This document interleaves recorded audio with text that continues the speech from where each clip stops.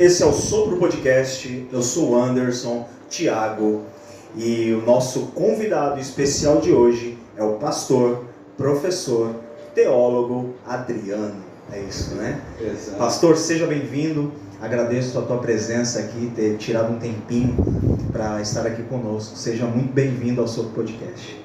Muito obrigado, eu que agradeço a sua confiança e a liberdade de poder prosear aqui a respeito dos conceitos teológicos. Amém, pastor. Antes de nós iniciarmos o nosso papo aqui, eu preciso falar dos nossos patrocinadores. E o nosso primeiro patrocinador oficial, o de Gabinetes Bartops. Se você quiser fazer um bartop de fliperama para sua casa, para o seu quarto, para sua área de churrasqueira, entre em contato no WhatsApp 11 9 6094 5722 e fala com o Anderson, o de Gabinetes Bartops. Nosso próximo patrocinador oficial, Gesso Arte e Lar. Se você quiser conhecer um pouco do trabalho da Gesso Arte e Lar, entra no Facebook Gesso Arte e Lar e conheça o trabalho deles. Eles fazem sanca, fazem ilha, parede 3D, tudo com gesso eles fazem com excelência. Entre em contato lá, tenho certeza que você vai deixar a tua casa caprichada para o final do ano agora. Nosso próximo patrocinador é o SPES Representações. Em breve nós vamos colocar o telefone da SPES Representações. Para você que quer vender cosméticos aí, você vai entrar em contato com a SPES Representações. Nosso próximo patrocinador oficial, Joel Mac.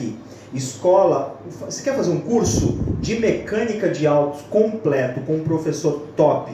Entre em contato no WhatsApp 969825052. Fica aqui no Itaim Paulista mesmo, na rua Avenida Barão de Alagoas, no número 517. Você vai fazer um curso completo de mecânica de autos e vai sair de lá abrindo a tua oficina em nome de Jesus. Nosso próximo patrocinador oficial. Você precisa de um motorista particular, você vai entrar em contato com o Manuel Alves no WhatsApp 946466194 e você vai contratar ele como motorista particular. Para onde você quer ir? Viagens, eventos em geral, o Manuel vai contigo e ele vai e volta. Um irmão abençoado, eu tenho certeza que você vai gostar muito desse trabalho desse motorista. Amém, amados? E os nossos próximos patrocinadores, a nossa campanha iFood Bonafonte patrocina nós. Nós vamos fazer essa campanha. Se você quiser ser um patrocinador oficial sobre o podcast, entre em contato no WhatsApp 960945722 e fala comigo. Eu vou te falar como você vai ser um patrocinador oficial. É isso aí, pessoal. Sejam todos bem-vindos. Esse é o Sopro Podcast, com a presença ilustre aqui do pastor e teólogo Adriano. Esse papo vai ser top, eu tenho certeza. O Thiago estudou hoje o dia todo. Ele está cheio de perguntas para o pastor. E pastor, fala um pouquinho do senhor. Conta um pouquinho da vida do senhor para nós conhecermos o senhor. Bom, eu particularmente sou pastor fundador, junto com a minha esposa, a missionária Luciene, da igreja Deus é Minha Salvação. Uma igreja que tem como foco essa leveza da salvação. A salvação é leve, né? O problema são as tradições. E a minha formação, sou formado bacharel em teologia, tanto pela Betel quanto pelo ITEP. Tá? E a minha outra formação é a licenciatura em filosofia pela Unibrasil. Também a minha formação pós-graduado em aconselhamento pastoral pela faculdade da UMESP, aqui, Faculdade Metodista São Paulo e São Bernardo. Também a minha formação é grego 1, grego 2 e grego 3, também pela Unesp. Cursei hebraico com o judeu Ben Zamar, que hoje está em Israel. Depois cursei hebraico 2 e 3 pela Faculdade Unesp também. Essa é a minha formação. Que maravilha, pastor. É bom ouvir que as pessoas estão se especializando, né? Eu acho que quanto mais a gente especializa, mais a gente consegue passar conteúdo para as pessoas. É o mais importante. Leitura é bom, buscar cursos é bom. É sempre bom estar atualizado para poder passar conteúdo para as pessoas. E o senhor é professor? Hoje eu leciono pelo Estado, né? Leciono pelo Estado, sou contratado. E faço o que de melhor eu gosto, que é poder ensinar, tentar. Machado de Assis dizia assim, caminho se faz caminhando. Né? Então a gente vai caminhando e nesse caminho, né? Então a profissão do senhor é professor e nas horas vagas o senhor é pastor. Exatamente. O senhor é professor de teologia? Sou professor de teologia também. Não, eu dou aulas em núcleos teológicos. Temos, por exemplo, um núcleo de uma determinada igreja, e lá lecionamos lá o básico, o médio, né? E pontualmente eu sou professor do Estado. Então, de segunda a sexta, eu leciono pela parte da manhã. Qual que é a área de atuação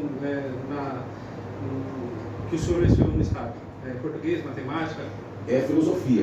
Filosofia mesmo. Eu posso também lecionar também uma carga horária de história e de sociologia. Filosofia é bem complicada. Porque ela é ampla, né? Ô pastor, me diga uma coisa, como é que é essa rotina, professor na parte da manhã e ter a igreja para cuidar e buscar conhecimento e sabedoria ainda para trazer esse conteúdo que eu disse? Como é que é a rotina do senhor, dia a dia?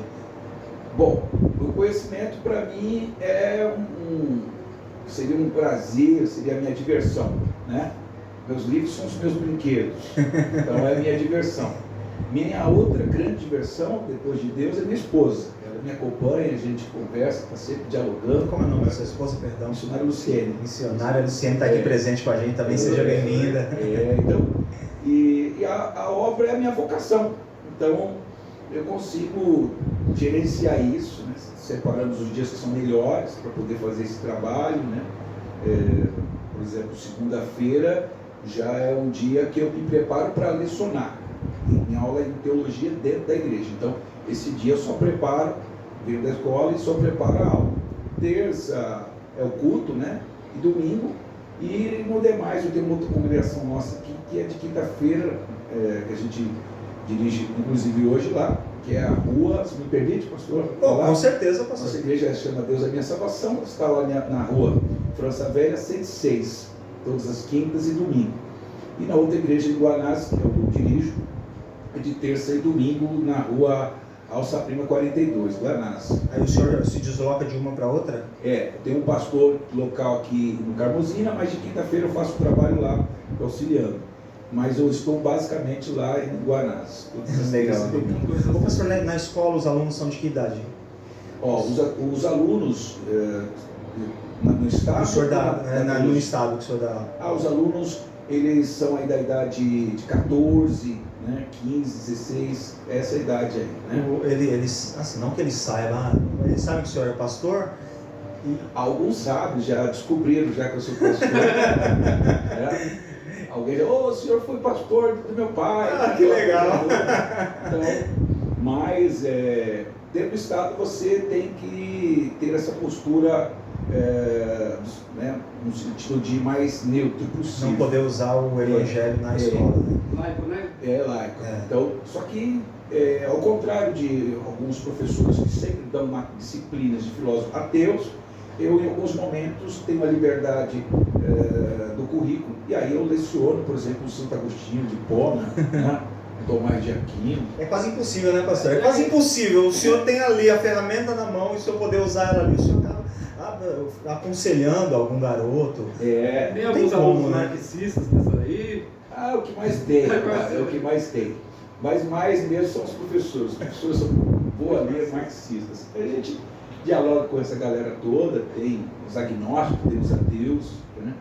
Mas faz parte, né? Com certeza, não dá pra gente isolar o mundo e falar assim, não, é só o evangelho que acabou o resto do mundo. Não tem como, né? Mas eu procuro fazer uma aula bem dinâmica com eles, saio da sala de aula, dou aula com eles ali no corredor. Aristóteles, por exemplo, como ele tinha um método de ensinar, que era o peripatéticos, né? Que era ensinar caminhando. Então tem hora que eu pego os alunos, a gente sai lecionando e caminhando dentro da escola.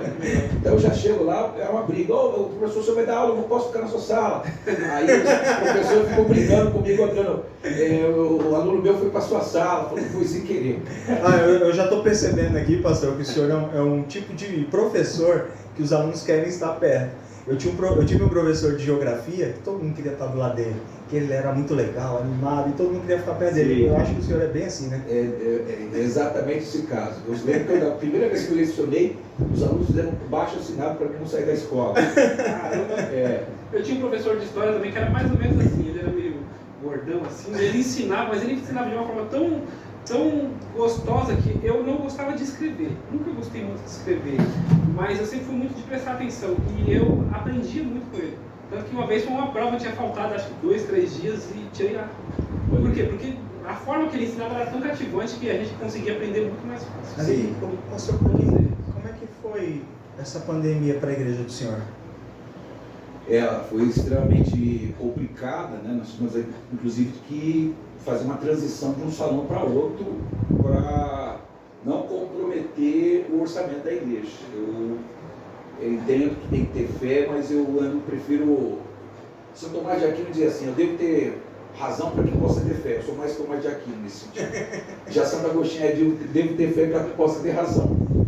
Eu acho que o aprendizado das pessoas é tipo, não, você tem fé, vai lá e faz que vai dar certo. E não é bem assim, né? A gente sabe que então, eu considero muito, valorizo muito a ideia da responsabilidade que eu tenho como cristão diante do Estado, diante das pessoas com quem eu estabeleço um acordo. Então, entendo que o cristão deve fazer jus a isso. Esse negócio de cristão ficar devendo aluguéis, aquela coisa toda, principalmente pastor, eu considero uma discrepância. É complicado. Eu já ouvi uma vez, eu não sei quem disse, mas diz assim, se você não se preparar para o fracasso, você fracassa. Então, quando você se prepara para o fracasso, é muito difícil você fracassar. Verdade. Você está preparado, mas quem não se prepara acaba fracassando. Pastor, eu queria abordar um assunto, o assunto, o tema nosso. Sim. E talvez, não sei, não estou querendo acusar e dizer que acaba sendo o problema da liderança, mas o povo de Deus de hoje, que eu enxergo, é um povo que não quer buscar conhecimento. Eles esperam muito que caia do céu, e eu sempre digo aqui na igreja que do céu só cai chuva. Então, assim, do povo de Deus, talvez alguém me diga, sempre foi assim, mas o povo não gosta de ler Bíblia, o povo não gosta de buscar conhecimento em livros. Mas eu só tenho que ler livros evangélicos. Você pode ler o livro que você quiser, mas o que você vai absorver desse livro? Então, o que eu percebo hoje, uma falta de conhecimento do povo de Deus. E quem transmite isso é a liderança. O Senhor é os dois. O Senhor é professor que ensina e o Senhor é pastor que ensina também. Sim. Como professor, o Senhor ensina filosofia. Isso. Filosofia, e como pastor, o Senhor está ensinando sobre Jesus. E falta muito dos líderes hoje, líderes evangélicos, ensinarem para a igreja aquilo que é certo e verdadeiro, para que o povo não caia no erro. Sim. Acho que foi Paul Washer que disse que o porco, ele fica rolando na lama achando que é ovelha, mas ele está sendo enganado e continua sendo porco, né? Sim. Ele não se transforma porque ele não conhece a verdade. Eu estou dizendo a minha opinião, não estou colocando o senhor numa... Não, é a minha opinião. Eu acho que está faltando muito da liderança de ensinar para o povo da igreja aquilo que é certo. Por quê? Se ele ensinar a verdade para as pessoas talvez elas tomem para si e digam, já conheço a verdade, então não preciso mais do pastor. E não é bem assim, né? Hoje em dia, o tema que é difícil abordar dentro das igrejas, Trindade. Quem ensina sobre Trindade, ensina errado. E quem conhece a verdade não explica certo a verdade para as pessoas. Sim. Eu vou dizer por mim. O que eu sabia sobre Trindade até ontem, vamos dizer assim, tudo que eu aprendi quando eu fui membro, obreiro, eu aprendi sobre Trindade, que eu tinha que adorar a Deus Jesus, ao Deus e ao Deus Espírito Santo. Adorar como se fosse 3 deuses. Sim. Eu aprendi assim. Só que conforme você vai estudando, vai se aprimorando nas coisas, você vai percebendo que não é bem assim. E senão a própria Bíblia ia se contradizer quando ela diz assim, só adorarás a Deus, não 3. Sim. Eu queria que o senhor desse uma explanada sobre esse assunto, sobre Trindade.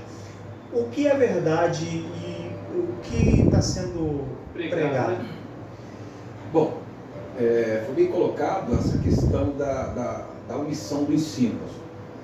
Em primeiro lugar, nós temos que dizer o seguinte, existe aí pelo menos 2 problemas. O primeiro problema tem pastores que têm um conhecimento superficial, mas ele valoriza mais o efeito do crescimento econômico. Então, vale mais um culto lotado do que a virtudes de ensino. Outros, e boa parte, não estão preparados. Nós temos um número grande de pastores leigos, porque se entende que o pastor, por ele dirigir bem uma liturgia, uma forma de culto, lhe dá a ele o status quo de ser a ele otorgado a posição pastoral. E aí, evidentemente, essa pessoa não vai poder responder os anseios da igreja, porque ao início essa igreja vai responder positivamente. Só que essa igreja, ela é uma igreja histórica, ela é uma igreja do devir, ela é uma igreja do movimento, ela vai crescer. Se ela não crescer no conhecimento por meio da eclésia, ela vai crescer por meio de informações do YouTube, de amigos, ou até mesmo de um seminário, coisas dessa natureza. Então eu diria que boa parte dos pastores não tem as habilidades necessárias para poder responder aí os ensinamentos essenciais da fé. Talvez até uma igreja já fraca, né? Uma igreja já fraca, sem o conhecimento, aí vem essa pandemia e derruba muitos irmãos e a gente não sabe por quê. Por que derrubou? Porque os irmãos não estavam firmados. O que eu vejo também é que justamente isso, né? Pessoas que foram postas no posto de pastor, eles não estudam, às vezes tem uma oitiva muito boa, às vezes fala muito bem, consegue comover pessoas e assim por diante, e eles são ungidos a pastores, mas eles não têm a teologia forte ou não querem uma teologia forte. Não necessitou a preparação que seria necessário naquele momento. Ou talvez se preparar para aquilo, ele não use de boa, para a coisa certa, para a coisa ideal, né? Então eu acho que hoje em dia a gente está passando, eu não sei se é uma enfermidade, isso, né? Vamos dizer que talvez o irmão conheça até mais do que a gente, 80%, 90% das igrejas em si, mesmo, digamos, igrejas grandes, sim, denominações, os pastores, eles são fracos realmente na boa teologia. É porque há uma grande necessidade, não sei se o pastor concorda, de se abrir igrejas. Não, vamos abrir igreja, vamos abrir igreja, vamos abrir igreja. Sim. E aí vai se pegando pessoas não preparadas, colocando à frente da obra, sim, e essa pessoa aprende. Eu estou dizendo isso de mim, que mal preparado assumi igreja e fui indo e aprendendo, mas conhecimento mesmo eu estou agregando muito agora, que eu estou numa igreja independente e eu estou agregando esse conhecimento e buscando mais sobre a Santa Trindade para não errar e dizer as coisas erradas para a igreja também. Agora vamos lá. O que seria a Trindade? Como separar isso? Um Deus só, três deuses, Pai, Filho e Espírito Santo, três pessoas diferentes, um único Deus. Como que o senhor vê isso da forma correta para que a gente possa passar para as pessoas que estão assistindo a gente? Bom, em primeiro lugar, o conceito de Trindade não é muito simples. Você teve um pai da igreja, considerado o maior pai da igreja, que foi Santo Agostinho de Hipona. Ele pertencia à cidade da Gasta e depois, ao longo desse percurso de retórico, maniqueísta, filosofia e depois teólogo, Santo Agostinho, depois que teve um encontro muito forte através das pregações de Santo Ambrósio, ele teve uma experiência muito profunda e ele chegou a dizer o seguinte: se não me perguntarem o que é Trindade, eu sei. Se me perguntarem, eu não sei. É boa. Claro que Santo Agostinho estava dando um valor gigantesco ao mistério da Trindade. Mas, assim, se tratando da questão da Trindade, o primeiro que desenvolveu essa temática foi Tertuliano. Tertuliano criou uma obra chamada Contra Praxis, que viveu aí por volta de 140 depois de Cristo. Então, ele escreveu essa obra e ele foi o primeiro a elaborar esse conceito que ele em latim chamou de Trinitas, né? E ele, naquele primeiro momento, não estava ainda muito bem desenvolvido, mas ele tinha clareza de que Jesus era Deus, de que o Pai era Deus e de que o Espírito Santo era Deus.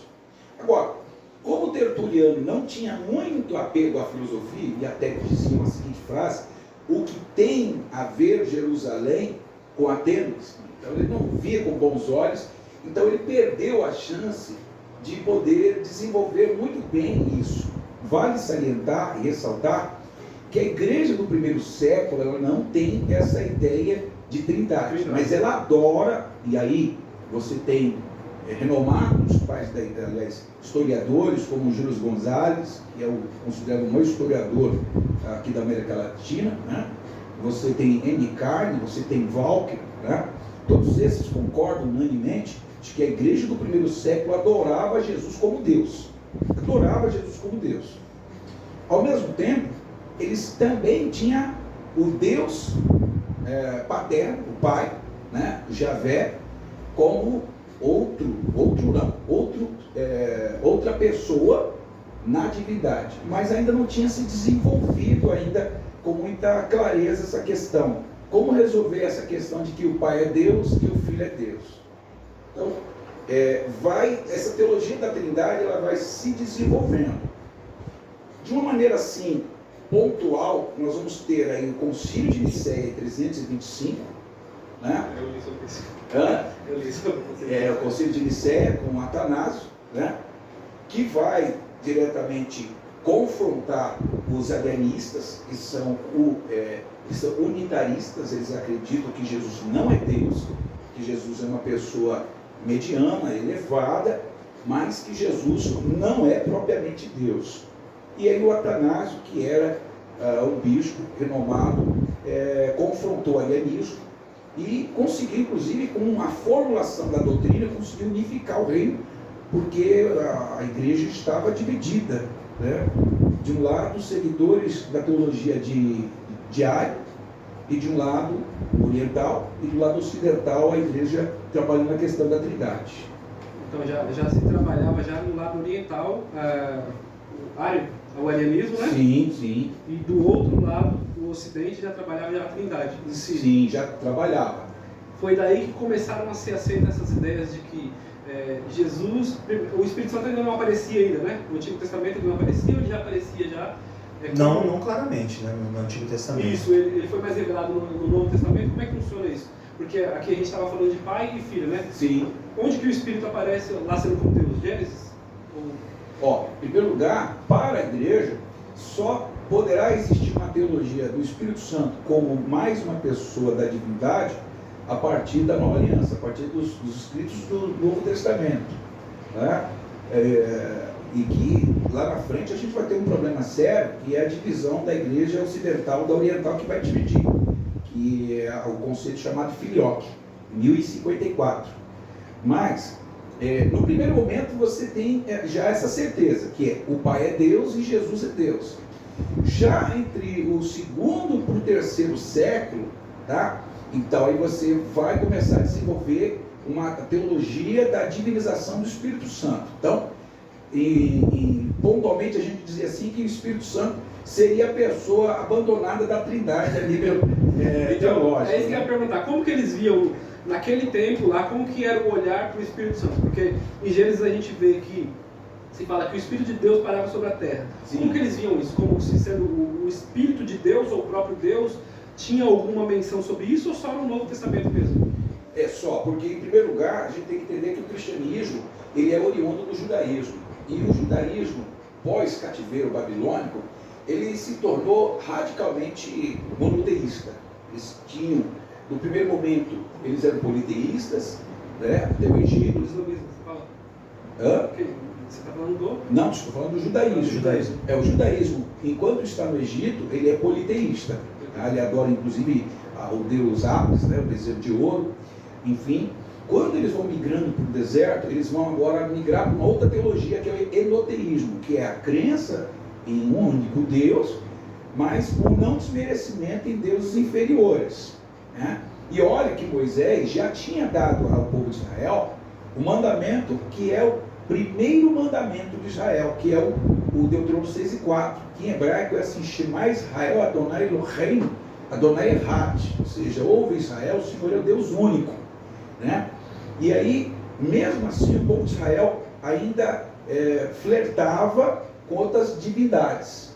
Então, percebe que essa maneira de pensar a respeito do monoteísmo, ela é progressiva, né? O povo vai dar uma maior dedicação à teologia monoteísta pós-cativeiro, porque depois eles passaram tudo aquilo, 70 anos de cativeiro, perderam ali aquele contato direto com a Torá no hebraico, agora eles têm que ter contato com a Torá no aramaico, né? E, enfim, então no Antigo Testamento você não tem essa clareza do Espírito Santo como distinto do Pai. O Espírito Santo é o Pai, entendeu? O judeu ele não acredita na Santa Trindade, então. Não acredita. Acho que nem no Espírito Santo, né? Ou eles acreditam no Espírito Santo? O que acontece? Eles entendem que o Espírito Santo, o chamado Ruach Kodesh, é a mesma pessoa do Pai, né? Que eles vão chamar, eles basicamente não chamam de Pai, mas eles chamam de Hashem, quer dizer o nome, ou eles chamam Hashamayim, quer dizer os céus, ou eles vão chamar basicamente de Adonai, quer dizer o meu Senhor, né? Então o judeu, e até mesmo o judeu messiânico, ele não admite que Jesus é Deus, ele diz que Jesus é o Messias, é o Mashiach, ou seja, é aquele que tem autoridade para remir, para estabelecer essa nova aliança. Então, o judeu em si, ele não tem Jesus como Deus, Pai. Ele tem Jesus como se fosse o Messias que vai vir para reinar. É isso? Exatamente, é o Messias, né? ele é o Messias. Então, ele entende, aceita Jesus como... Mas um Deus menor, desculpe a pergunta, mas é um Deus menor ou apenas um Messias, um enviado de Deus que vai libertar? O judeu messiânico, seja os judeus, como é que se chama assim, Netzarim, né? E outros mais, eles tendem a acreditar que Jesus é o Messias, é um profeta, mas ele não é nem um Deus mediano, nem um Deus inferior, ele é apenas o Mashiach, ele é o esperado. Então, isso que eu ia perguntar, ele é o esperado então? Sim. Como se ele não tivesse vindo ainda. Eles acreditam que as profecias de Zacarias e a profecia de Isaías 53 e 11 estão cumpridas na pessoa de Jesus. Ah, entendi.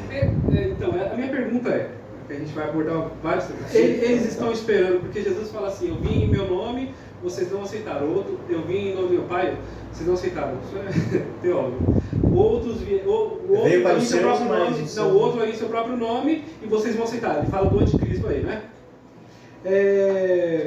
A minha pergunta eles estão esperando o mesmo Jesus? Ou eles estão esperando o Messias, que pode ser outra pessoa? Então, por isso que é complexa a forma de eu perguntar, porque talvez eu não saiba perguntar de uma forma que seja menos complexa.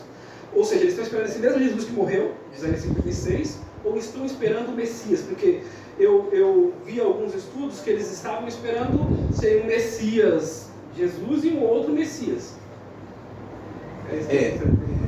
Já acho que é o Bar Kokhba, não vou lembrar o nome dele.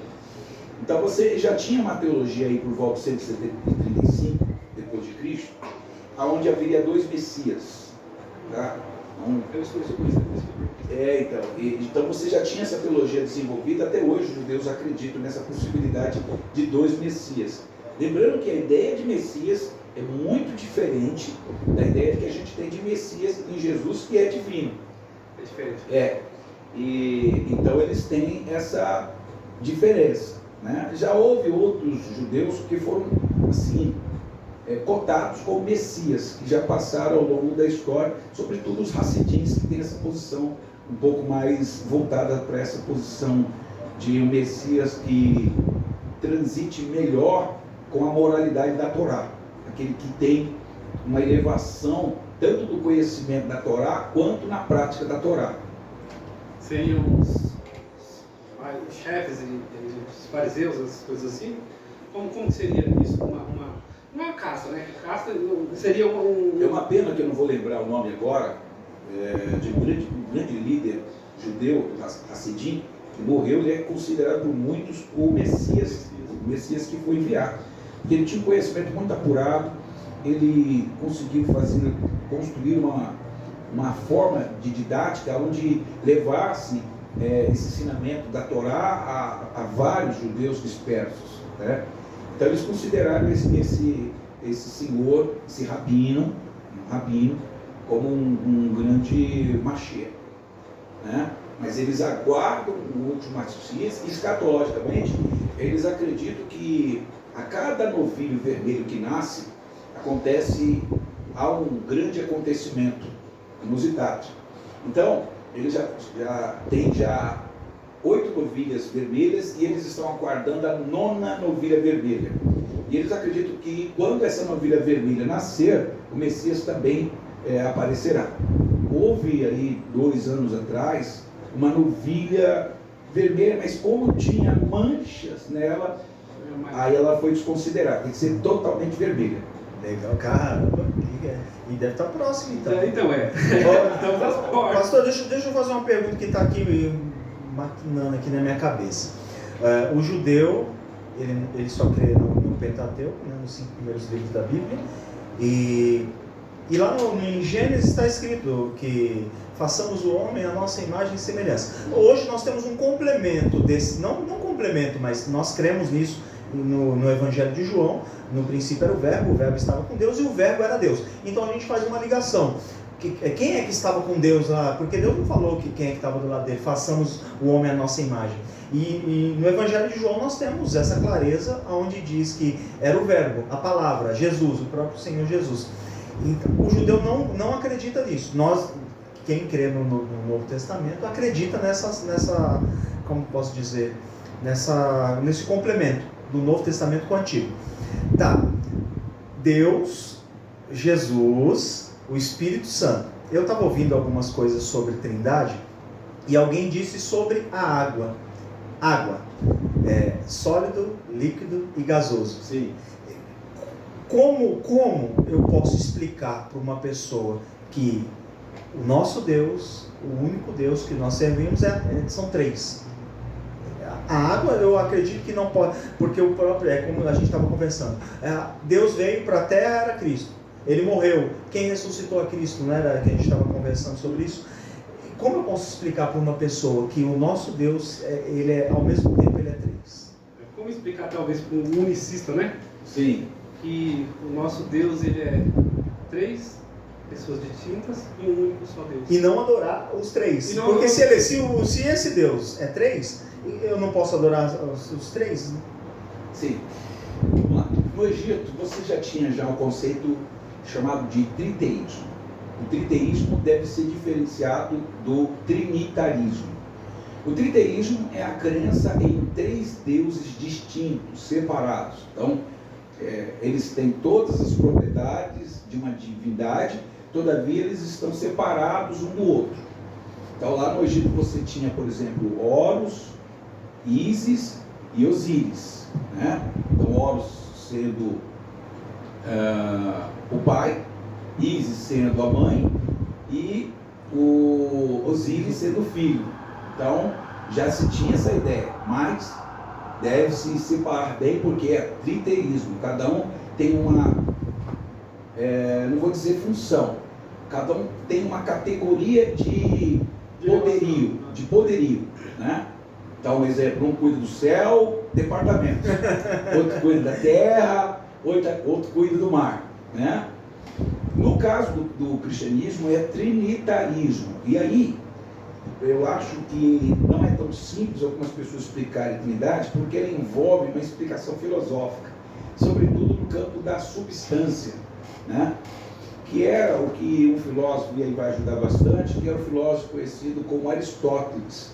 Aristóteles, ele trabalhou uma obra chamada Filosofia Primeira, que tratava o que posteriormente foi chamado pelo bibliotecário chamado Rhodes de metafísica. Então vamos explicar o que seria isso. Agora vamos. Agora vamos lá. Então, a metafísica, ela vai estudar 4 coisas. Ela vai buscar a causa de todas as coisas, ela vai buscar estudar o que é o ser, o que é a substância e o que é Deus. Esses são os 4 pilares aí que se estuda a metafísica. Lembrando que como o Pai, o Filho e o Espírito Santo, no Concílio de Nicéia foi trabalhado o conceito chamado de hipostásia, que quer dizer a substância. Então você só vai conseguir entender um pouco desse conceito de trindade quando você entende o que é substância. Em primeiro lugar, o que é a substância? Ela é uma essência. Toda a essência, ela necessita, para eu poder dizer que a essência A e a essência B, ela precisa ter propriedades. Bom, o que seria isso? Qualidades. Então eu só posso dizer que isso aqui é uma garrafa, porque ela tem uma forma, porque ela tem um material, ela é um plástico, ela é cilíndrica, certo? E ela tem um afunilamento na sua boca, e a função dela é essa, é a função de colocar água. Se alguém disser que isso aqui é uma cadeira, boa parte vai dizer, não, você está louco, cara. Eu acho que pelo menos 100% aí, né? Talvez alguém que não tomou uns goró um pouco a mais, não é isso aí, né? Mas, então quando você vai entender que a substância é basicamente uma matéria e as suas qualidades, aí a gente vai costurar a partir daí para entender o que é a Trindade. Então vamos lá. Nós temos 3 pessoas: o Pai, o Filho e o Espírito Santo. De maneira tal que se você chegar no céu agora, você, se tiver lá algum trono, então você vai ver o Pai de um lado, o Filho do outro e o Espírito Santo do outro, né? Isso traçando assim uma linha que nós chamaríamos de imanência, porque na transcendência a gente não tem condição de ver o Pai, né? Mas seriam 3. E aí alguém diria assim, mas quem é Deus? Poderíamos ouvir da voz dos 3 dizendo, nós somos Deus, né? E como é que se explica isso? Os atributos da substância divina são onipotência, imortalidade, onipresença, o que mais? Infinitude, certo?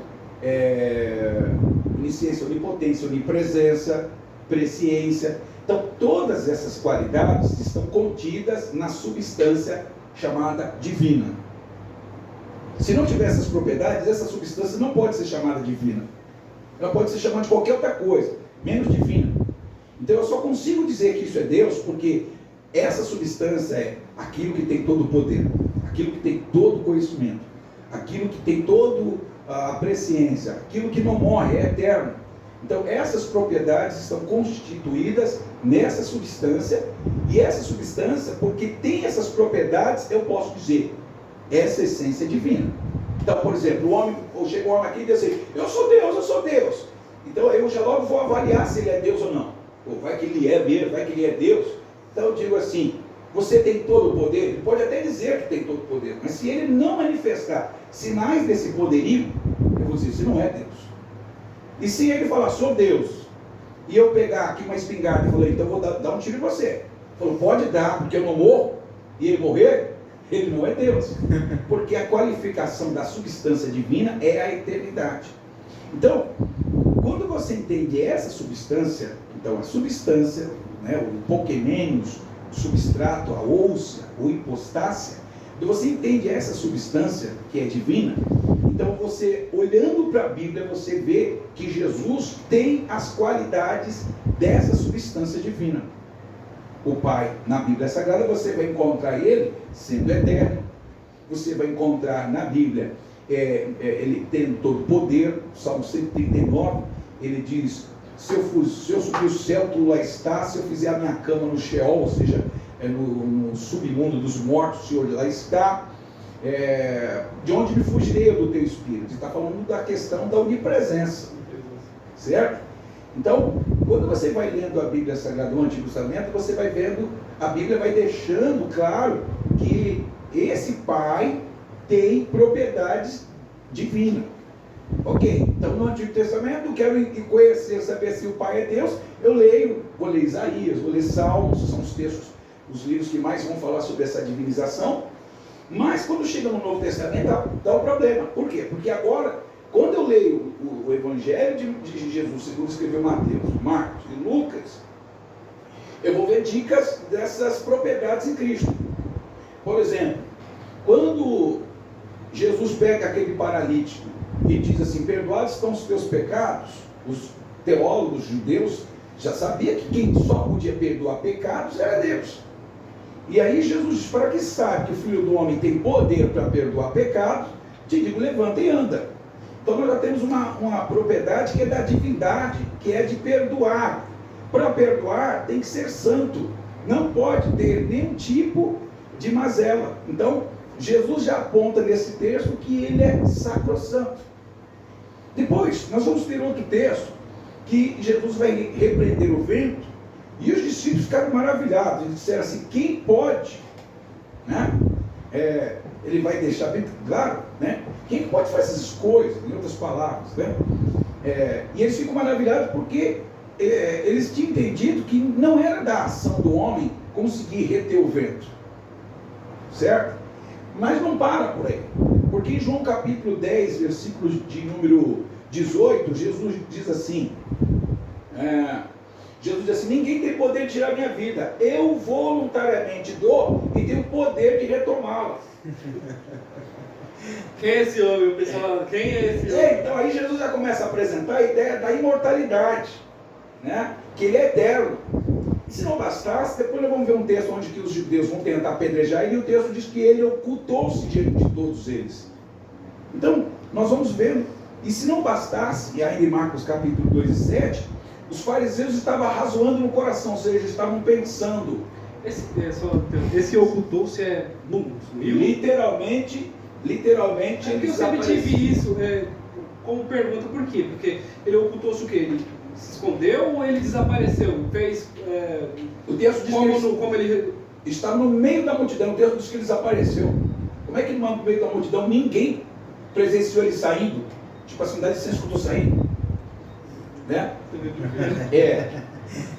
Então, e aí em Marcos 2, eu falo demais, o microfone... Não, eu estou adorando, A gente está para aprender. Então, Marcos, eu estou só acompanhando. Marcos 2, acho que 2 e 7, o texto diz que eles arrazoavam, do 2, 5 a 7 aí, vai dizer que eles arrazoavam no coração, quer dizer, eles não tinham falado nada para ninguém. Aí, nesse momento em que eles estão pensando, Jesus diz assim, e Jesus, sabendo que eles arrazoavam no seu coração, disse...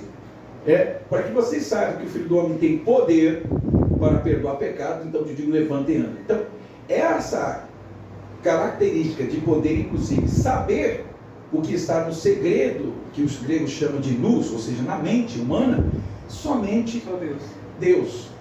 Né? E aí nós vamos estudando outros textos tantos. Eu tinha feito um estudo, esse livro que você tinha comprado para mim, porque Trindade é um tema muito, quase absurdo de se estudar, né? Bem profundo. Então, eu tinha comprado esse livro e eu li durante um tempo, né? É lógico que a gente vai esquecendo, né? Não tenho a cabeça tão boa assim, mas... Qual o nome do livro? Só pra gente... Entenda a Trindade. Entenda a Trindade. Quem é o autor? Só pra gente passar. Gabriel de Oliveira Porto, não sei se o irmão conhece, acho que da Igreja Batista, ele fala muito bem sobre esse tema, então eu comprei esse livro para eu poder ver se eu conseguia entender um pouquinho.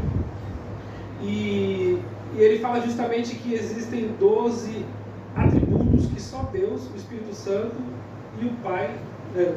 Jesus, o Espírito Santo e o Pai tem. Seriam basicamente isso, né? Porque a gente fez um podcast anterior de alguns meses atrás em que a gente falava os atributos de Deus, e tem os atributos comunicáveis e os atributos incomunicáveis. Exato. E esses incomunicáveis é que só Deus tem, é verdade. Exato. Né? São esses, isso mesmo, são 12 atributos que só o Pai, o Filho e o Espírito Santo têm, por isso que a gente reconhece que eles são o único Deus. Sim. Quando a gente está falando de atributos, a gente está falando de qualidades, de categorias, né? E essas categorias que são lá, assim, pontuei assim de maneira muito simplória, são muitas mesmo. Deus, por exemplo, é uno, Deus é eterno, Deus é transcendente, Deus é imanente, Deus é atemporal, né? Alguém pergunta para mim assim, professor ou pastor, quem criou Deus? É uma pergunta simples, né? Muito simples. Então, aí eu já preguei algumas vezes falando para os irmãos, eu lembro que uma vez eu preguei e eu disse assim para os irmãos, olhem para o irmão e diga para ele, Deus não existe. E aí os irmãos ficaram assim apavorados, perplexos. Eu disse, Deus não existe. Eles tomaram coragem, confiaram em mim. Acho que eles não tomaram Lexotan um dia. E aí acreditaram em mim e disseram, Deus não existe. De fato, Deus não existe, porque a definição de existência quer dizer origem, começo. E Deus não tem começo. Deus ele não tem origem. Nesse sentido, Deus é autoexistente, né? Então, ele ele está fora do tempo. Ele criou o tempo, mas ele está fora do tempo. É o que Aristóteles chamava de motor imóvel. O motor não movido, né? Ele move todas as coisas, mas ele não sofre o movimento. É o que também Tomás de Aquino iria concordar, que ele é a causa primeira. Ele causa todas as coisas, mas não é causado por ninguém. Então, nesse sentido, os atributos que Deus tem me faz ter a certeza, aliás, que o Pai tem, me faz ter a certeza de que Ele é Deus, porque somente Deus tem essas qualificações aí, que nós vamos chamar ou de adjetivos, ou de categorias, ou de atributos. Se nós partirmos de criação, não vai ter fim, porque quem criou Deus? Criaram Deus, então tem um Deus acima. Exato. Então, mas quem criou esse Deus acima? Então a gente vai terminar nunca o assunto de criação. Quem criou quem? Acho que a própria Bíblia ela fala, o eu sou. Sim. Ele simplesmente ele é o Deus, ele é o Criador, ele fez tudo. Porque da forma que eu entendo é o quê? Deus ele criou o tempo, e o senhor me corrija por gentileza. Sim. Deus criou um tempo para que nós existíssemos dentro dele. Exato. Deus criou a matéria para que nós... Mas ele não está sujeito a isso. Exato. Né? Não está sujeito à criação dele. Ele está acima de tudo isso aqui. É difícil para a gente compreender. Né? Deus consegue transitar no tempo sem sofrer os efeitos do tempo. Somente Deus consegue isso. Forte. Né? Então, os gregos chamavam o tempo de devir. Né? Aliás, o Santo Agostinho, quando vai falar sobre o tempo, ele diz o que é o passado. Ele chama de passado presente, futuro presente e presente presente. Porque o passado só existe como memória. E o futuro só existe como projeção. Para ele o que existe é o agora. Mas, tratando da questão do tempo, é o movimento. E tudo que está no movimento se desfaz, se corrompe, se destrói. Mas Deus é o único que não é deteriorado, porque Ele é eterno. Então, eu vejo até alguém falando assim, o tempo de Deus. Não existe tempo de Deus. O que existe são tempos para homens. Tempos para homens. O Kairos, que é o tempo oportuno, o Cronos, que é o tempo corrido, e o Aiones, que é o tempo dos anjos. E o tempo de Deus? Não, Deus não tem tempo. Passado, presente e futuro para Deus é a mesma coisa. Então o que existe é o eterno. Quem vive aqui, né? Quem vive com esse tempo, digamos assim, esse tempo somos nós. Nós estamos ali no meio do tempo. Agora, outra pergunta aqui, que eu estou aqui, o senhor está falando, eu estou só aqui. Deus enviou seu Filho, Jesus, e quando Jesus partiu, ele disse, eu vou, mas eu vou deixar o Consolador. Sim. O Consolador a gente que vai consolar, a gente entende o Espírito Santo. E aí, partindo nessa trindade, quando nós já estamos partindo para outro assunto, mas não vamos voltar na trindade. Quando fomos arrebatados, o Espírito Santo vai ser tirado da terra? Ainda falando de trindade, o Espírito Santo. Não é retirado porque, em primeiro lugar, a predicação, a qualidade da divindade é a onipresença. Então ele não sai, ele está em todos os lugares. Mas ele não vai agir. Seria, porque no princípio lá o Espírito de Deus pairava sobre a face do... mas não acontecia nada. Estava pairando ali. Não sei, eu acredito que quando acontecer isso, vai ter muitos problemas na Terra, principalmente com... eu e Thiago, você se vira, o problema é seu, não vai ter aquele amor. Então o Espírito Santo estará na Terra, mas não vai agir. É uma forma errada de eu pensar? Tá bom. Em primeiro lugar, o Espírito Santo, à luz de algumas análises que fiz, eu não acredito que o Espírito Santo será retirado da terra. E por quê? Em primeiro lugar, porque o texto que se utiliza para falar que o Espírito Santo será retirado é 2 Coríntios 2:6, que é o verbo grego katekon, o verbo, o gênero, que ali aparece uma vez no gênero masculino e outra vez aparece a palavra no neutro. E aí, porque aparece o gênero neutro, alguém associa. Não, o Espírito Santo é neutro, então o gênero é neutro, então aqui é o Espírito Santo. Né? Que a palavra aparece o termo resistir. Né? Só que existe até que do meio seja tirado. Bom, a Bíblia não apresenta quem é que será retirado. E eu vou dizer que não pode ser o Espírito Santo, por qual motivo? Porque, em primeiro lugar, quando eu olho o livro do Apocalipse, eu encontro salvação. enquanto pregação no período da grande tribulação. E Deus não vai enviar alguém para pregar uma vez que ninguém vai ser salvo, certo?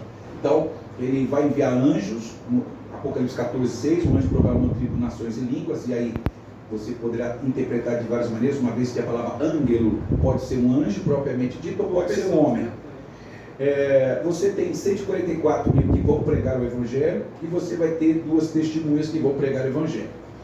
Bom, em Apocalipse 7:9 diz que havia a multidão, uma multidão de tribos, nações e língua, e de onde vieram e quem são. Na nossa tradução, erroneamente, colocaram exatamente o termo de, né, que ele indica um objeto direto. Mas, na verdade, não seria de, mas seria da grande tribulação. Então, esses são os que vieram da grande tribulação, que vem de uma palavra grega, tripsin, né, quer dizer grande, mega tripsin, ou seja, grande tribulação. E aí, eu vou dizer por que o Espírito Santo não é retirado. Porque em São João capítulo 16, versículo 8, diz que quando vier o Consolador, convencerá o mundo do pecado, do juízo e da justiça. Quem é responsável de convencer o homem do pecado é o Espírito Santo. Se o Espírito Santo é retirado, não tem mais redenção, não tem mais salvação.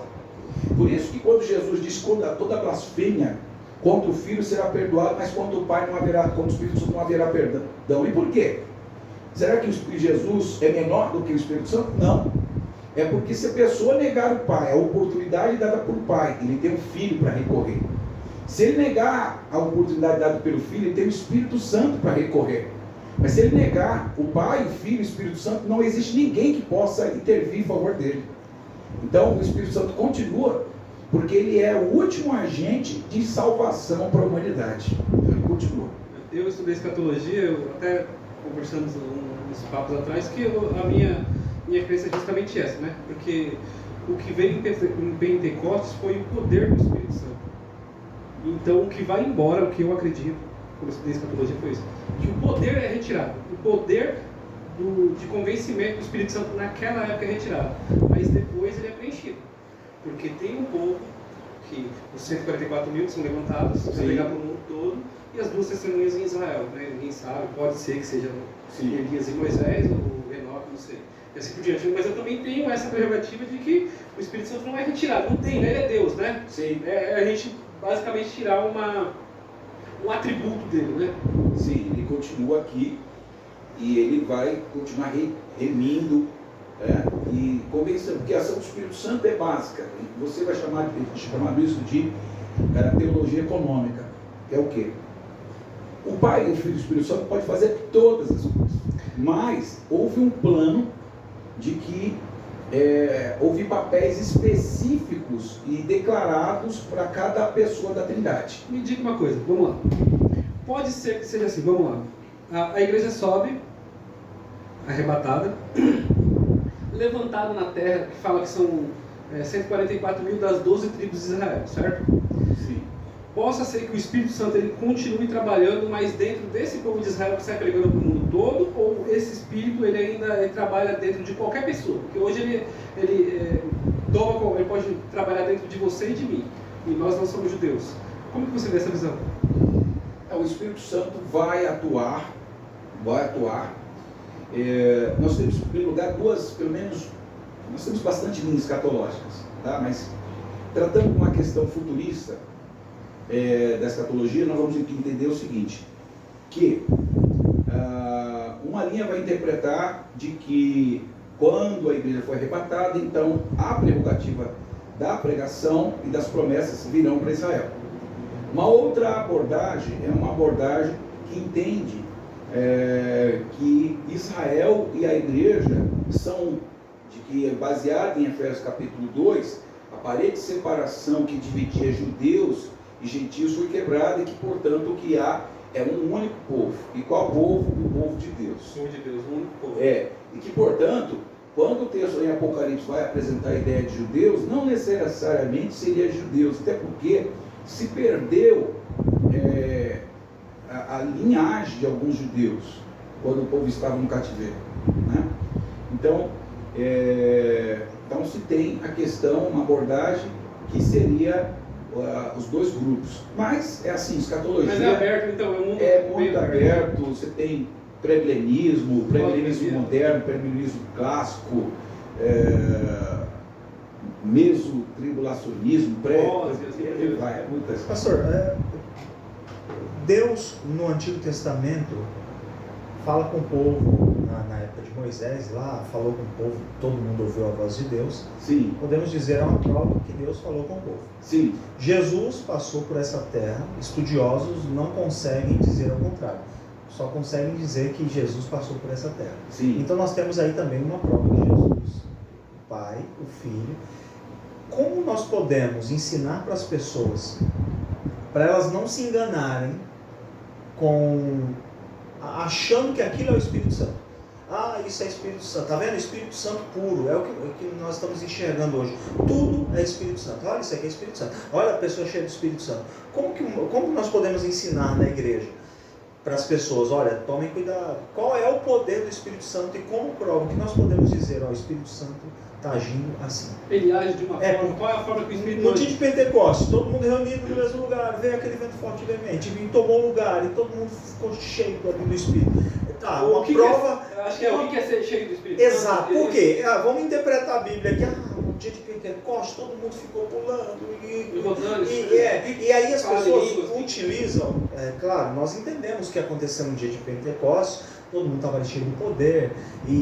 Mas como nós podemos explicar para a igreja? Igreja, olha, o poder do Espírito Santo é isso. Essa é a prova real do poder do Espírito Santo. Tá, vamos lá. Bom, em primeiro lugar, nós vamos entender lá, por exemplo, João Batista, que estava cheio do Espírito Santo, ele tinha toda uma função que o judeu chamaria de techuvá, que é o arrependimento. A pregação de João Batista, cheio do Espírito Santo, era o arrependimento, que tem uma palavra grega metanoia, quer dizer mudança de opinião. Então, esse João que estava pregando, cheio do Espírito, ele proclamava a mudança de caráter. Ele apregoava essa techuvá, que é a mudança de caminho.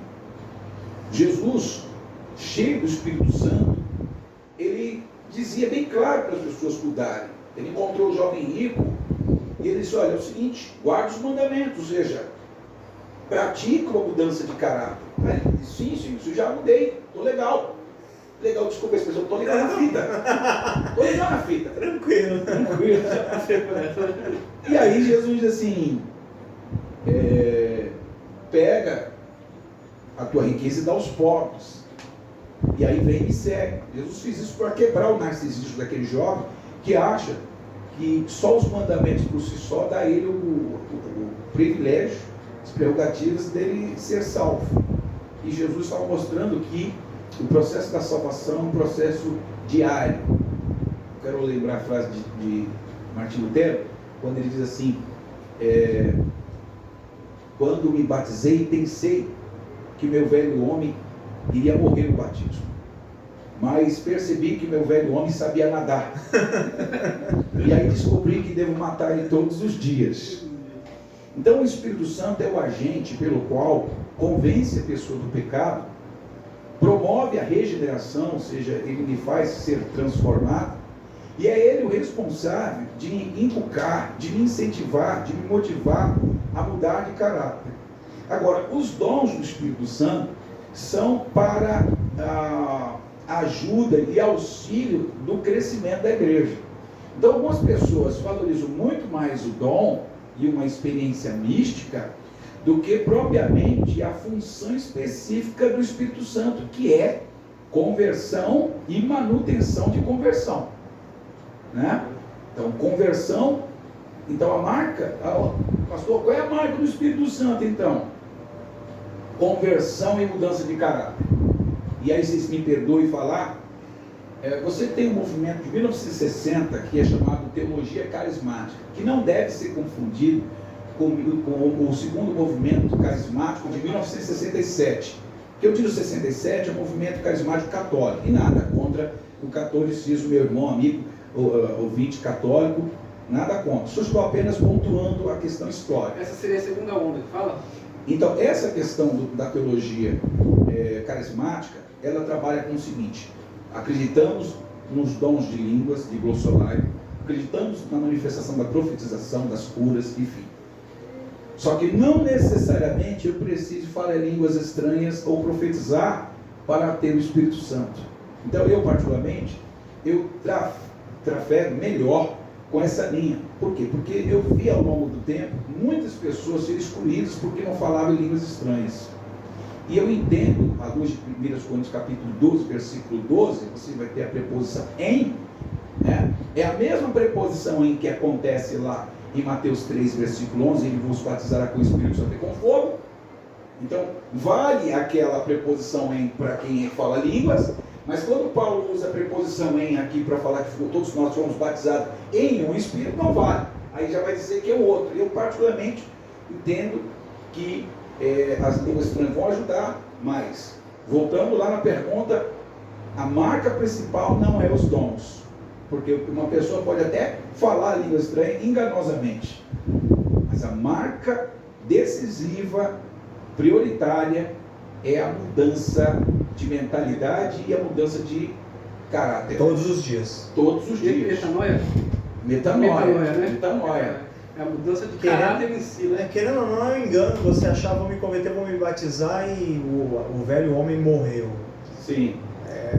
Eu ouvia muito pregações que falavam justamente isso, que a conversão de hoje em dia, ela tá bem diferente do que era essa metanoia antiga. A conversão de caráter em si, né? Hoje em dia a conversão é você colocar uma roupa de crente, uma calça de crente, uma bíblia de crente, igreja você no já é domingo. crente, e a igreja no domingo e acabou. Se ninguém está vendo que você está fazendo de errado, tudo certo. Infelizmente, hoje em dia, muitas igrejas estão Sim, é muito diferente. Eu sempre brincava falando que a conversão, quando você vai partir, pelo menos por definição da palavra, acho que é pandesia, ela é a mudança de caminho. Agora, a diferença que eu faço é que muitas das vezes a pessoa mudou de caminho, ela aceitou Jesus, e ela está dentro da igreja, mas não houve a regeneração dentro dela, né? Não houve essa mudança interna. E a regeneração é um fenômeno oculto.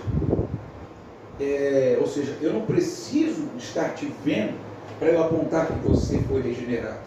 A regeneração acontece dentro de você a todo momento, né? Eu não vou mais fumar. Ninguém te viu você negando esse cigarro. Eu não vou mais beber. Ninguém viu você negando. Ninguém viu a tentação que você passou o dia todo. E você negou aquilo. Mas o Espírito Santo em você olha assim para o seu histórico e diz, se fosse antigamente eu não deixava passar. Não tinha passado. Você entendeu? Então a regeneração é algo oculto, né? Eu estava até comentando com o pastor, acho que eu falei em uma dos podcasts, um tempo atrás eu fui na padaria e eu fumava antigamente. Sim. Né? Quando eu era do mundão. E passou, eu vi um cara com um maço de cigarro na minha frente, que estava com o pão assim, e eu olhei pro cigarro, eu senti o cheiro e eu senti vontade. Sim. Só que eu falei assim, não, Deus que me livre. Esse O desgosto. Espírito Santo te convenceu. Exatamente. Olha a marca Por da aquilo regeneração. não, né? Então, por aquilo não, eu me lembro que por vezes eu estava começando a frequentar a igreja e a gente passava por aqui e eu fui em festas e eu falei assim, não, aquele é meu lugar. Me deu aquele incômodo, sabe? Não, eu não fiquei satisfeito enquanto eu não saí daquele lugar. Seria basicamente isso, né? É exatamente isso. Seria a todo momento essas renúncias ocultas E nunca que você acaba, essa é a tem grande realidade. no cotidiano. As pessoas, não, eu já passei por isso, então não é. Uma vez Todos os salvo, dias, sempre né? salvo. Todos os dias eu estou nessa luta constante Isso. contra mim mesmo. O meu maior inimigo é eu mesmo, né? Agora, pastor, como não adorar a Santa Trindade? Como não adorar? Porque, Deus poderoso, Jesus, Espírito Santo, como não adorar? Se já fomos doutrinados a adorar, vamos dizer assim. Uma forma correta, né?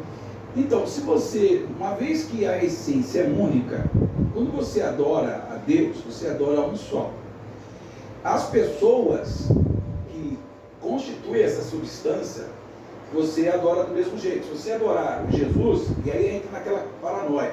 Eu adorei Jesus, mas não adorei o Pai. Tudo é uma mancada. Né? Eu adorei o Espírito Santo, mas não adorei Jesus. Né? Tanto faz se você adora Jesus, você adora o Pai, ou você adora o Espírito Santo, como a substância, a essência única, você adora. Por isso que Jesus diz que o Filho é glorificado no Pai E o Pai é glorificado no Filho. Não, essa em grego é chamada de koinonia, uma comunhão, né? Que eu acho que deveria ter entrado esse conceito. Né? Se eu pudesse, eu teria a presunção de cunhar que se você tem onipotência e onisciência, eu colocaria a unicomunhão, porque é uma comunhão tão tênua de que ninguém é maior do que ninguém. Os três são três pessoas distintas. E quando eu falo três pessoas distintas, o Jesus tem as suas emoções, tem o seu pensar, tem, né, as suas qualificações que caracterizam as suas emoções, o Pai também tem, e o Espírito Santo também tem. Sim. Desculpa, perdão, pastor. É uma coisa que está movimentando aqui. Os três são um. Já comprovamos que os três são um. Porque no dia da volta de Jesus, Jesus não sabe, só o Pai. Desculpa. Vamos lá. Você estava estudando isso aí? Bom, quando Jesus disse assim, ninguém sabe a hora, nem o dia nem a hora em que o Filho do Homem há de vir, naquele momento estava havendo quinoses. O que é o quinose? Quinose é uma doutrina que está lá estabelecida lá em Colossenses 2, versículo 7 em diante, que ele disse se esvaziou. Né? Ou seja, Jesus nunca deixou de ser Deus, mas houve um decreto na eternidade de que Jesus teria todas essas ferramentas da divindade com ele, mas ele não poderia usar em determinados momentos. Né? Em determinados momentos Jesus não usou. E nesse momento Jesus não usa o atributo de onisciência. Porque, talvez, deduzo eu uma conjectura, porque talvez ia comprometer o processo soteriológico. Imagina Jesus falar para o judeu, olha, eu vou voltar em 2035, daquela época. Né? Então eu acredito que Jesus deixa essa ideia do reino imediato. Né? E em escatologia a gente aprende o que é o reino imediato e o reino futuro. Né? Então Jesus deixa essa ideia de uma escatologia imediata, ou seja, o reino está agora, não importa. Tem que fazer o aqui agora. Os apóstolos queriam isso também, né? Os apóstolos estão nessa ideia porque já existe esse pensamento apocalíptico, né, da volta. Então, quando Jesus manifesta, todos os discípulos estão acreditando que esse é o momento da revolução. Os profetas apontavam um Messias revolucionário, um Messias que haveria de reinar com um governo no cetro de justiça, com equidade, né? Com pacificação. E eles os judeus estão sendo massacrados, né? Pelos impostos altíssimos e a falta de emancipação, da falta de liberdade dos judeus diante ou frente ao Império Romano. Bom, se as profecias indicam um rei que reinará com justiça e que todo mundo terá que se submeter a ele de acordo com Zacarias 14, então, se Jesus é o Messias, tem que ser esse rei. Então, quando Jesus vem propondo, se alguém bater na tua face, vira outro, se alguém lhe pedir uma túnica, dá-lhe a capa, né? E Jesus vem com essa proposta de uma teologia da opressão, eles não querem a teologia da opressão, eles querem a teologia do herói. Então, eles não entenderam muito bem a proposta de Jesus. Então, Jesus não deixa claro em que momento ele ia de voltar, porque acredito eu, que aquilo ia comprometer a soteriologia, a salvação daquele momento. Mas ele sabia na natureza divina quando ele viria, mas ele não usou das suas prerrogativas, das suas ferramentas, vou usar assim, as ferramentas da divindade. Então, no caso de Jesus, ele era Deus, ele só não usou os atributos dele no momento para não comprometer, sei lá, algo do momento, a conversão, a soteriologia. A palavra fala que ele era Deus e não teve por usurpação ser maior do que Deus. Sim. Depois, inclusive, vai dizer em João capítulo 17, diz assim, Pai, dá-me a glória com que tinha antes que o mundo existisse. A glória que eu tinha contigo na eternidade. Então ele tinha, mas ele não manifestava, não utilizou ela, porque o processo, o decreto salvífico era Jesus vencer o pecado como homem. É porque você imagina, eu imagino Deus um ser supremo, e ele é o Criador. Ele cria algo, nós, seres humanos. Só que lá não tem dor, não tem. O louvor que nós estamos cantando agora é Além do Rio Azul. Não tem dor, não tem fome, não tem essas coisas. Então Deus não tinha isso. E aí de repente Jesus vem para cá e sente todas essas coisas, né?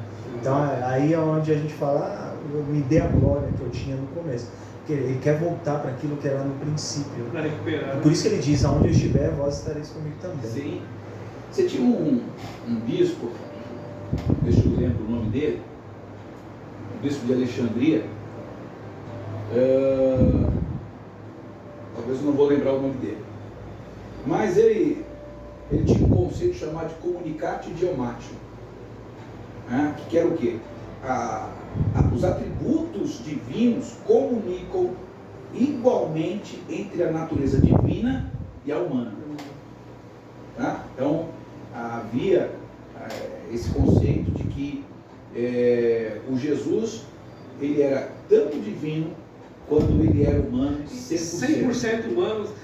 Então, eu vi uma ministração assim que era mais ou menos isso. É semelhante a você misturar óleo com água. Jesus é 100% óleo e 100% água. Eles não se misturam, não sei se essa metáfora está exata, né? Eles não se misturam, mas são 100% cada coisa. Exato. E assim por diante. É assim que cabe muito bem essa metáfora. Cabe bem, né? O que eu queria perguntar para o irmão é assim.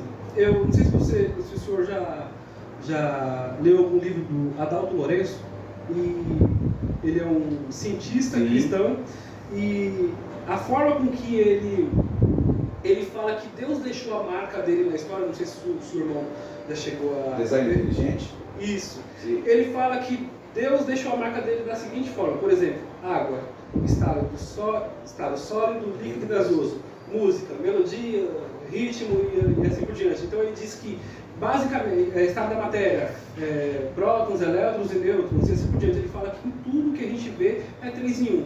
Então, basicamente ele fala que isso aí é como se fosse a marca de Deus no mundo. Basicamente, tudo que a gente pegar, ela se divide em 3. Por mais que ela seja uma, se você divide ela vem em 3. Ele fala, se você dividir o último átomo menor que tem, ele vai, tá assim, porque essa é a marca que Deus deixou. O senhor já chegou a ler alguma coisa parecida? Não, eu já vi entrevistas dele, ele defender essa linha. Eu como não transito para o lado da física, então eu não poderia dar essa posição. Mas o Adalto Lourenço, ele é uma pessoa de grande autoridade, né? Enfim, vale todo um enaltecimento nas pesquisas que ele tem feito. Ele falou, a forma com que ele fala é engraçado, porque quando a gente começa a observar, realmente, por exemplo, a água, estado sólido, líquido, gasoso, a música, no que ela é dividida e as outras coisas, ele fala, é interessante falar. Ele começa a explicar a Bíblia assim pra gente, assim que a gente começa a olhar de uma outra ótica, talvez a ótica da ciência, né? Diferente. Talvez seja uma forma de...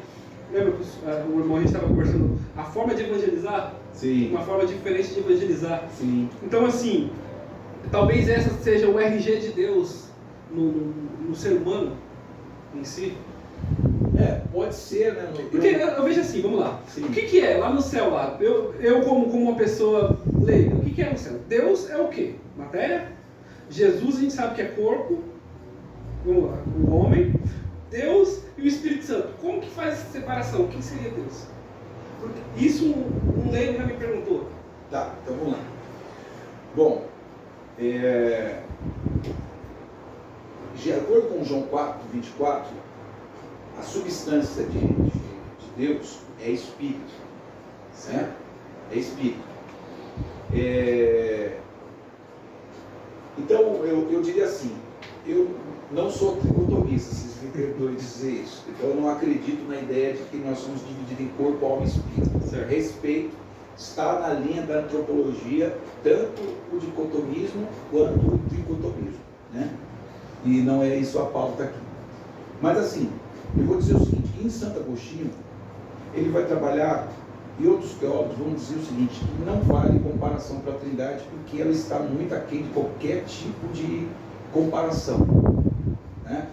poxa, o pastor Lemos citou aqui, o pastor Anderson citou a ideia da água em si, tricolor e inodora. Claro, você tem aí vários elementos que dão 3, né?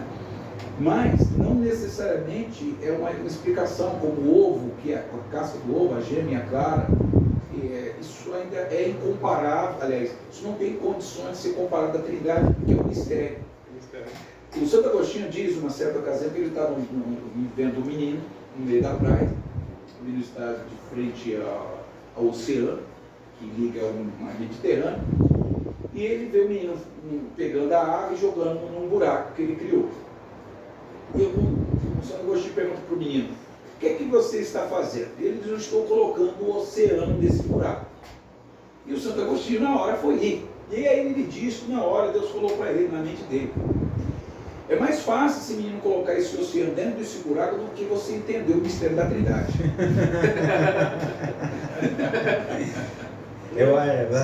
Falar de Trindade, até ouvir sobre Trindade, eu acho que não que a gente vai continuar na dúvida, porque acho que a gente já tem uma certeza sobre isso, mas falar de Trindade para pessoas que não querem buscar conhecimento sobre o assunto é muito difícil.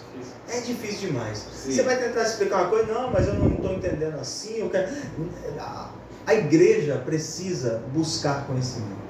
A igreja precisa ouvir de pessoas que têm conhecimento, que buscam, que estudam, para não ficar perdida por aí.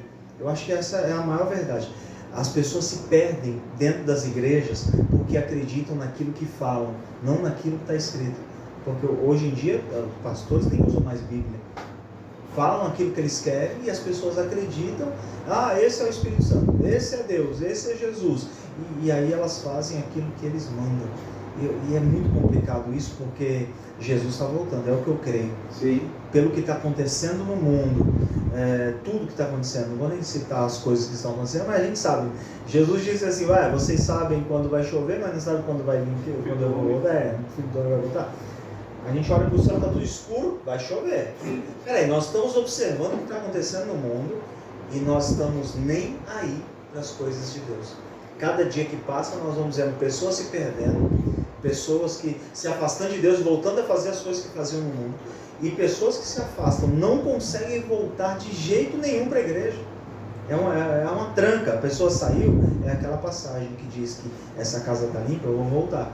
E se eu voltar, eu volto com 7 piores. A pessoa não consegue voltar para a igreja. Ela desacredita em tudo aquilo que ela acreditou no tempo que ela vivia com Cristo.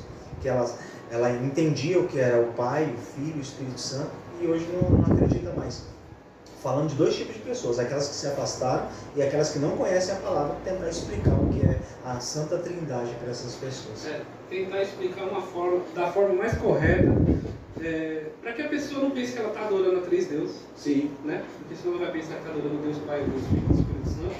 E se eu adoro Deus Pai, Deus Filho e Deus Espírito Santo, e eu aprendo dessa forma, se uma outra pessoa de uma outra religião vir falar comigo, vai falar que existem outros deuses, e eu vou ter que concordar com ela. Sim.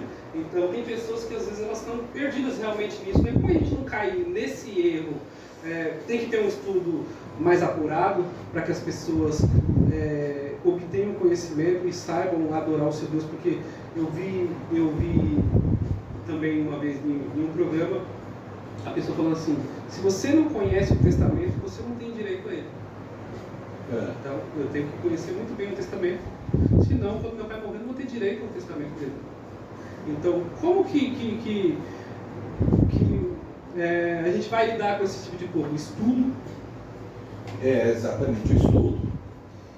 O que eu aconselho, foi o que eu trabalhei muito tempo, até outro ministério que eu direcionei, era formar o discipulado. As pessoas não migravam para nenhum departamento sem antes fazer o discipulado. Então ele ia ter os elementos catecúmicos, os elementos essenciais da fé, entender o que é pecado, entender o que é a palavra, enfim, isso para poder participar de algum tipo de departamento. Então, entendo que o discipulado já seria um elemento. Outra coisa, a escola bíblica. A escola bíblica tem que se aprofundar mais. Com todo respeito, nós tivemos uma escola dominical que deu conta, mas deu conta para aquele tempo. Hoje, as pessoas estão mais ecléticas no conhecimento, elas estão lá mais voltadas ao estudo. Hoje você tem escola pública para todos, hoje você tem aí vários mecanismos que fomentam a ideia de criticidade, a ideia de profundidade, de sair, de migrar dessa superficialidade e migrar para algo mais profundo. E aí, não dá para o pastor ou para o professor de escola dominical ficar no superficial.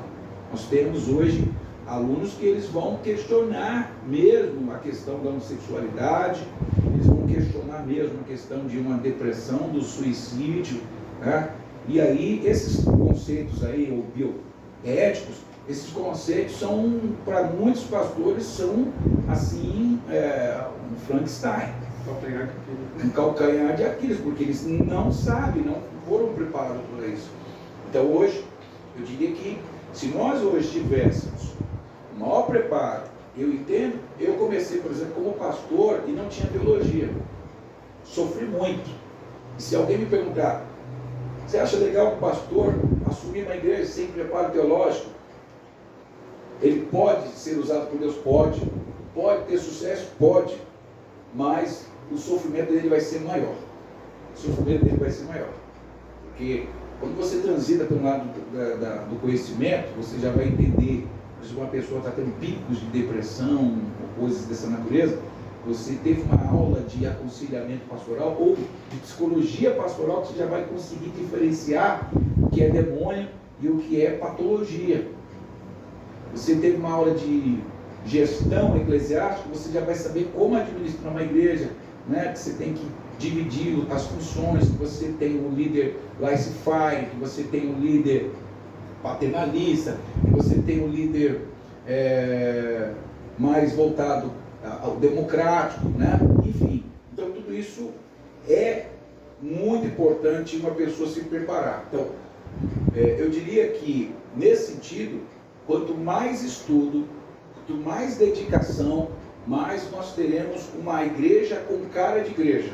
Porque hoje que nós estamos vendo, as igrejas estão tomando muito mais uma cara de empresa, outras uma igreja mais coach, onde eu transito, aliás, fomento na pessoa a ideia de super-herói.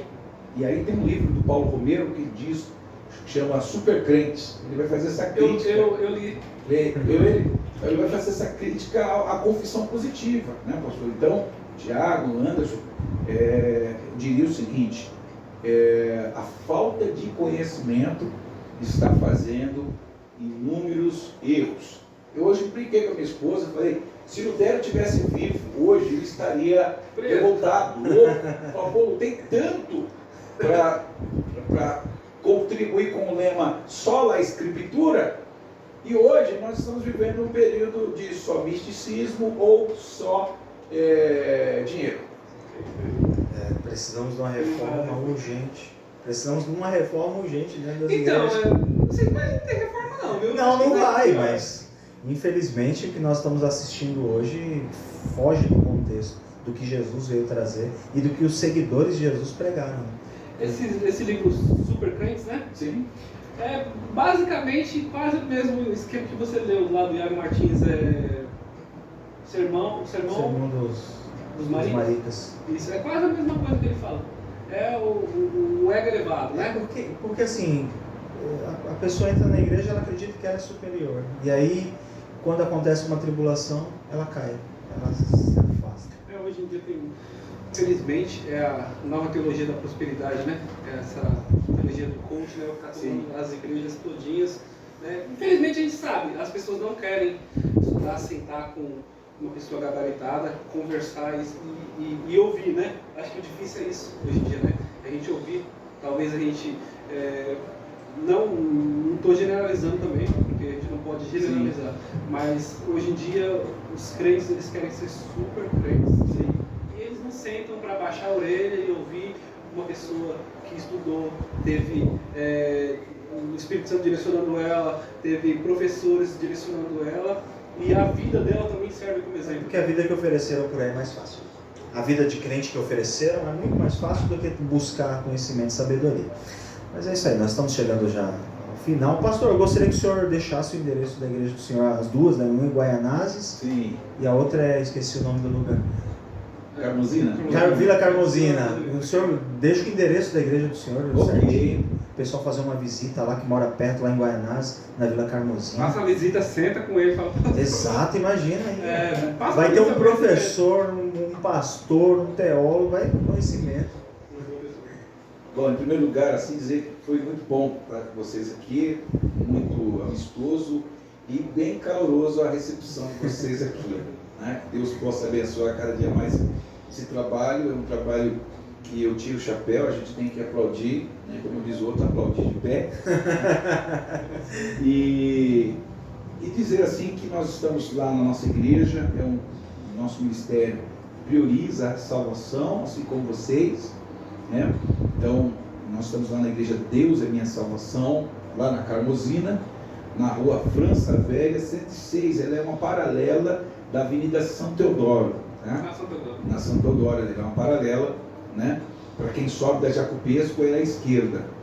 E já em Guanazes, nós estamos ali na rua Alça Prima 42, ela é a terceira rua depois do Mercado Extra, de quem vem de Itaquera para Guaianazes. Então, lá em Guaianazes eu estou todas as terças-feiras e aos domingos. E aos domingos, às 9 horas da manhã, nós temos a nossa escola dominical.